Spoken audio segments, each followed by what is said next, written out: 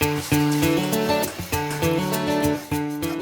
been helping people organise their homes and their lives now for about 20 years, and one of the light bulb moments for me very early on was that organising is not about the stuff, and I think that's a huge stumbling block both for people trying to organise their homes and for professional organisers. It's never about the stuff. The very pivotal point in getting organised is to ask yourself, what is it that I want from my life? And I think if you start from that point, that is where you can really start to get organised. What is it that I want from this room? What is it that I want from this space? What is it that I want from these things?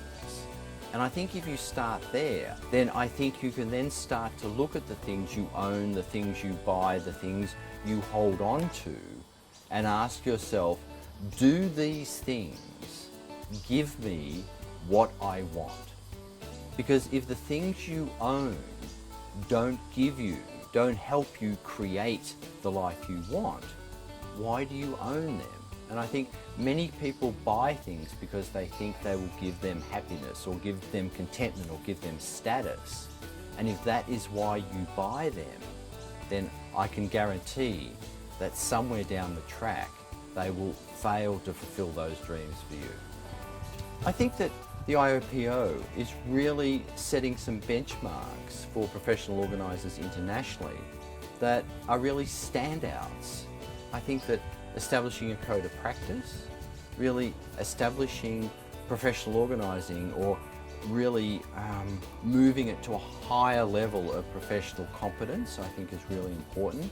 I think setting industry standards, re-establishing industry standards, insurance standards, bringing in the whole concept of insurance coverage for organising, bringing in a code of practice, and establishing industry standards for entry are all great benchmarks for professional organisers internationally. All of us are living in very strange times, and I think that the IOPO holding their conference virtually is a great idea. I myself will be attending and speaking at the conference virtually, and I'm happy to encourage everyone else to do the same.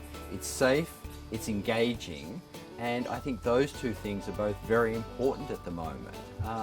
It's an easy thing to do, and I'm happy to be there, and still to really meet and interact with so many professional organisers that I know, that I enjoy meeting, and still know that it's not going to be a problem in any way.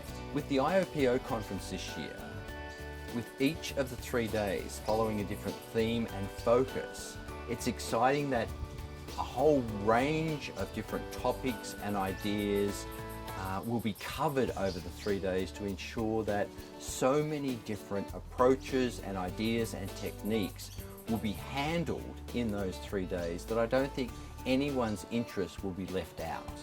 And I think that's what's so great about the conference this year, that virtually you can choose which of those areas to jump in at, which to follow up on later, and which to really dig deeper in. So I'm excited to be involved in really trying to recap those at the end of the 3 days, but also which to kind of swim in and out of over the 3-day conference as well. I think it's really genius planning.